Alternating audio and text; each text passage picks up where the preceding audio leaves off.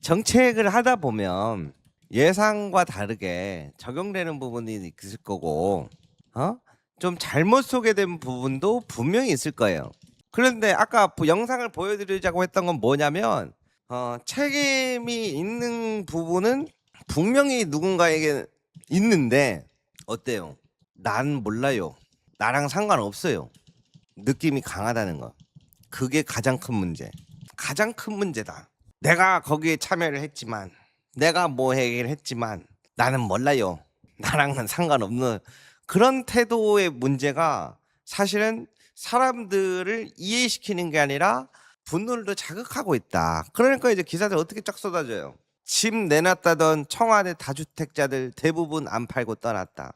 그래서 지난번 근저당 것도 뭐라고 들었냐면, 야 이거 봐라, 이거 자기네들은 저기 뭐야 세금 올린다고 막 그래놓고 자기네들은 그래서 팔았니 안 팔았니부터 해가지고 막 어제는 그 청와대 춘추비서관인가 막 해가지고 무단 증축해갖고 월세 받고 있고 막 이것도 막 이렇게 나오잖아. 그럼 이거 방어가 안 된다니까. 방어가 안 된다니까요. 그런데 여기서 끄시면은 조금 괜찮은데, 문제는 이제는 손이 되는 것마다 사람들이 이게 올라가서 이거를 어떻게 봐야 되냐면, 저 교육계 어디 갔어? 내가 진짜 이 정신머리가 지금 내 머리털이 다 빠질 것 같은데, 지난번에 얘기했던 게 뭐였죠? 국가교육위원장이 뭐라고 하는지 봐봐요. 지난번에 저희가 다뤘죠. AI 시대에 객관식 평가가 적절한가? 객관식이 수능이 아이들을 망치고 있다. 오늘 국가교육위원장이 뭐라고 하는지 봐봐요.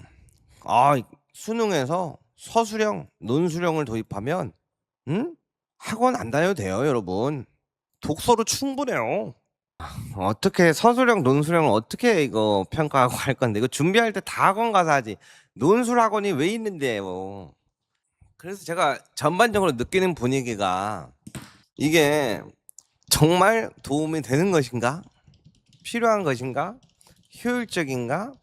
이러한 부분보다 눈치 보는 정책이 정치가 이루어지고 있다. 눈치 보는 정치. 원래는 어떻게 해야 돼요, 여러분? 그러면 여러분, 자 봐봐요. 서술형, 논술형 나오잖아요. 이거 채점도 힘들어요. 문제제기 엄청 될 거예요. 그리고 그런데도 불구하고 아이들은 이제 학원 가서 배워야죠. 무슨 독서를 해가지고 뭐하고 하면 그 논술형 뭐라고 할 건데, 뭐 질문은 어떻게 될 건데요? 저기 뭐야, 유시민 작가가 유시민 작가의 이재명 정부의 검찰은 다르다, ABC론 등 이것은 비난인가 비판인가 서술하시오, 이럴 거예요? 뭐 어떻게 내가 어떻게 답을 체크할 거야? 그거를 전 국민이 어떻게 할 건데? 내가 봤을 때 이렇게 할 것 같아. 나중에 가면 아주 그냥 저희 뭐야, 주관식 반명 채널을 전부 적으시오. 그럼 이제 겸손 맵보이시죠, 뭐 이분 뉴스, 박시영 TV부터 해가지고 막 뭐 이렇게 할 거예요? 아니잖아. 누가 봐도 지금 제가 그래가지고 옆에 가서 물어봤어. 저기 강남 여기 파고다부터 하고 막 학원 해커스부터 하고 학원들 많잖아요. 이쪽에서 이거 그 뭐라고 하지, 보조 선생 역할 하고 있는 친구들한테 이제 물어봤어. 야, 그 분위기 어떠냐 하니까 죽을 맛이래. 아니 서술형 주관식이든 논술형이든 뭐에 대해서 할 건데, 갈피를 못 잡는 데잖아요. 뭐에 대해서 할 건데, 거의 윤석열 킬러 문항 시즌 2라는 거야. 그런데 학부모들은 계속 전화 오는 거잖아 지금. 그죠? 어떻게 해야 되나요? 뭘 해야 되나요? 언제부터 하나요? 그러면서 저기 뭐야, 이번에도 나오는 건데 140만 호를 우리가 대선에 공약을 했고요. LH는 몇만 호 정도 지금 감당한다고 알고 계십니까? 지금 LH는 이미 그 독자적으로 이 여러 가지 사업을 하기가 좀 어려운 상태입니다. 경영도 그렇고, 그리고 현재까지 사업 방식에서도 그렇습니다. 140만 호를 전국 전체적으로 5년 동안 해야 되는데 LH가 그렇습니다. 감당해야 될 주택수가 몇 개 정도 제가 됩니까? 말씀을 드리지 않습니까? 문제는 중요한 건 대안입니다. 지금 저희가 140만 호를 하겠다고 하고 있고 공급 드라이브를 걸고 있는데, 실제로 공급 드라이브가 실현되지 않는 이유들은 여러 가지 이 부처 간의 이견 때문에 잘 진행이 안 되는 것입니다. 그래서 저는 사실 더 본질적인 해법은 이제 LH에 대한 국가의 보다 책임 있는 공급 드라이브에 대한 어떤 재원의 투자를 포함한 네, 알겠습니다. 주거 뉴딜을 하는 것이 맞다고 생각하고 네, 그것을 알겠습니다. 당대표가 되면 재개할 생각을 하고 있습니다.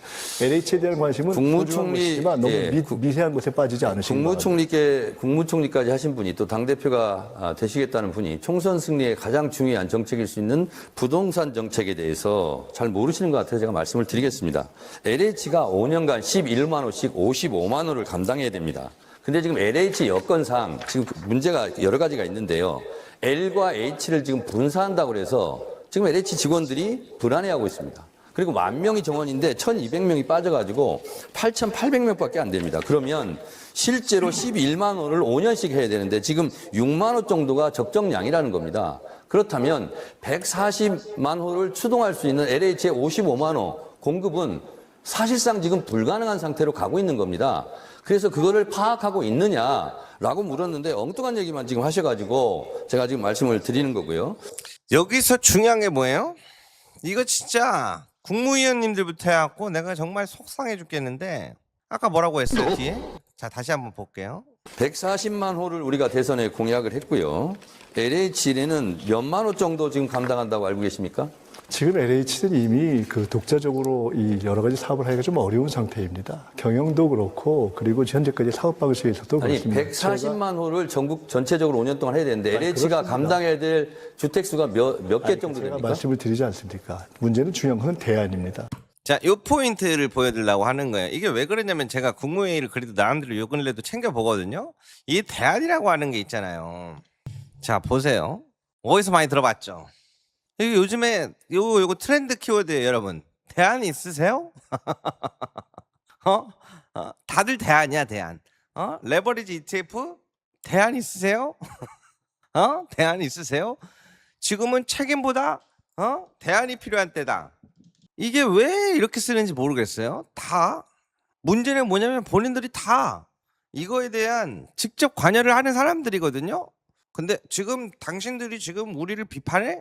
우리를 뭐라 그래? 지금은 비판하는 사람들 말고 대안 있는 사람이 필요하다라고 얘기를 해요. 아니 본인들이 결정하고 본인들이 추진해 놓고 이제 비판하면 뭐라 그래 반대로. 그래놓고 이제 와갖고 언제 우리를 껴줬다고 대안을 내놓지 않은 꼬면 비판하지 말라는 듯이 굴어요. 웃기죠? 굳이 이 단일 종목 레버리지 ETF를 이게 만들 필요가 있었을까? 그런데 김민석 총리께서 어찌됐든 뭐 시행령에 최종 사인을 한 사람이고 대통령 순방 중이 어떤 것 같은데 그래서 국무회의도 주재를 했습니다. 그래서 금강원장 같은 경우는 들어 누워서라도 말렸어야 된다. 저는 김민석 총리께 진짜 솔직하게 저는 이 부분에 대해서 저는 사과했습니다. 왜냐하면 피멍든 사람이 많기 때문에. 그래서 뭐 김민석 총리가 뭐 이걸 뭐 다 사과하라는 그런 뜻도 아닌데 어쨌든 좀 이걸로 피멍을 든 분들한테는 위로를 하고 그런 좀 책임 있는 발언을 좀 해주셨으면 좋겠다고 지금 계속 제가 말씀드리고 있는데 거기에 대해서 한마디 할 용이 있습니까? 이미 한마디가 아니라 여러 번 그에 대해서 유감이고 또 죄송하다는 말씀을 오늘도 드렸습니다. 아까 드렸던 것을 기억 못 하시는 것 같은데 이미 드렸고요. 제가 경과도 말씀드렸지 않습니까? 보통 총리에게 어떤 사안들이 대면 보고나 토론을 하는 경우도 있고 그냥 서면으로 올라오는 경우도 있고 회의에서 보게 되는 경우도 있는데 그 사안은 원래 대통령님께서 주재하는 회의인데 대통령께서 나가시는 바람에 제가 회의 주재하게 돼서 서면으로 통과가 된 것입니다. 네, 그런데 그렇다고 해서 제가 전체 국정을 대통령님을 대리해서 통화하는 입장에서 뭐 우리가 난 책임 없다 이렇게 얘기하고 싶은 생각도 없고요. 다만 네. 동시에 그런 책임은 여권이 함께 지는 것이기 때문에 어떤 개인에게 정치적인 이런 공방을 하는데 그것을 제기하는 것은 좀 적절해 보이지는 않는다 이렇게 생각합니다. 굳이 이게 뭐예요? 대통령 순방 중이라서 제가 그때 그 의결할 국무회의 주재할 때 넘어간 건 맞는데 원래는 이거 대통령이 해야 되는 거건데 그렇게 됐거든요. 그러니까 내 책임 아니라고 얘기하는 거랑 같은 거잖아. 예? 지금 전반적으로 다 이런 상황이라니까요. 그 총리실 국무조정실장이 이건 이따가 하고 그러면은 도대체 뭔가 마음에 드는 답변이 하나도 없는데 뭐 어떤 이야기들을 질문을 할까?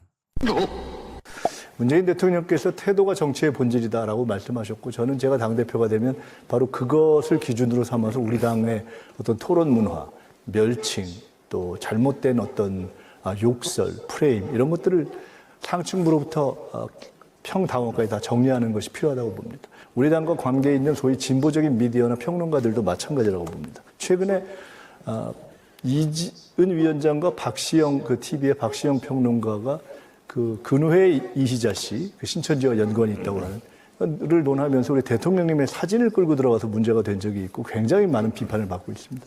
전 이런 건 단호하게 선을 그어줘야 된다고 봅니다. 그래서 이런 것이 이런 진보라는 이름으로 해서 일종의 카르텔처럼 당 주변에서 저는 이제 이건 끝낼 때가 됐다고 봅니다. 이 부분에 대해서 선을 긋고 명확하게 하실 수 있는지 한마디 간단하게 30초 여쭙겠습니다. 김민석 후보께서 유시민 작가에 대해서 자꾸 얘기를 하시는데 정작 유시민 작가가 박시영 TV 물었습니다. 문조 털레위에 대해서는 지금까지 한마디도 언급을 안 하신 것으로 기억하고 있습니다. 그 이자 씨 관련해서는 제가 생각해 보니까 그때 기억이 났습니다. 제가 거구장 클릭하는데 그분이 마침 있어서 제가 대통령 모시고 점심 식사하러 가시는 것 같은데 셋이 찍었습니다. 저는 그렇게 알고 있는데 그 분께서 저를 빼고 두 분만 찍은 사진을 액자로 걸어놨다는 거예요. 근데 박시영 같은 경우는 셋이 찍었는지 저를 빼고 둘만 편집했는지를 어떻게 알겠습니까? 그렇습니다. 대한민국 가장 중요한 논제 세 가지가 있죠. 뭐예요? 첫 번째 신천지, 두 번째 유시민 작가, 세 번째 뭐가 됐어요?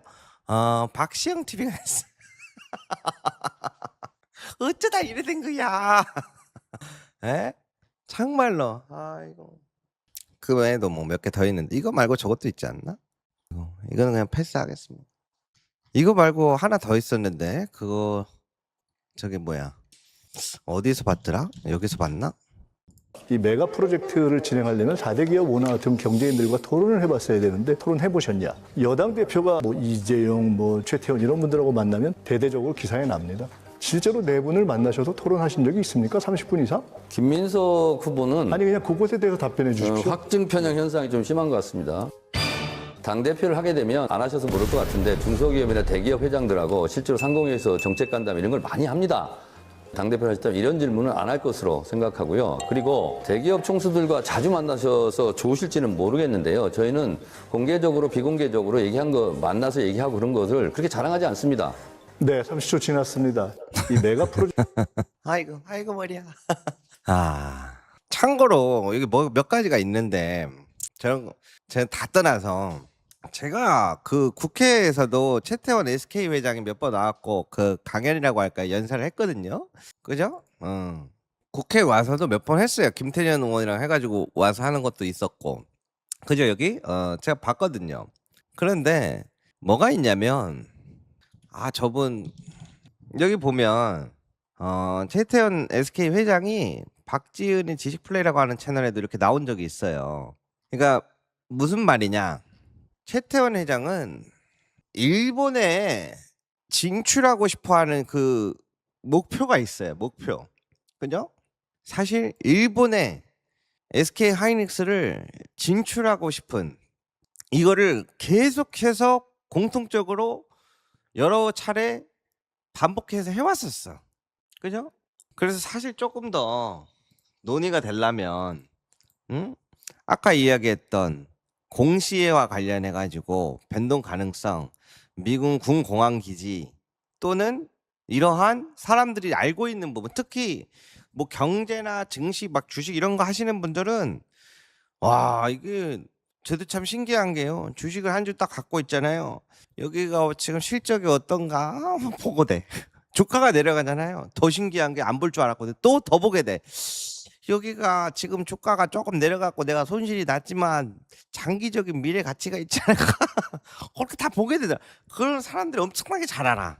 심지어 저는 SK 하이닉스 비싸고 못 사고 없거든요. 그런데도 알잖아요. 그러면 그거를 투자하고 직접 하는 사람이 얼마나 잘 알겠어. 그럼 이제 이런 데에서 이런 이야기들이 나왔어야 되지 않을까? 미국 군공항 기지 이전에 대해서 조금 이러이러한 부분에서 이렇게 할 수 있다. 그리고 전북 사람들이 조금 소외감을 느낄 수 있는 부분은 이렇게 해서 갈 것이다. 또 두 번째로는 저기 요번에 공시가 이러이러한 부분이 나와가지고 이게 과연 가능할지 안 할지 사람들이 이게 공문을 갖고 있는데 이런 부분은 이렇게 될 가능성이 높다. 그리고 이런 디테일함과 함께 이런 것들을 쫙 해줘야 사람들이 신뢰를 확 얻을 수 있다고 전 보거든요.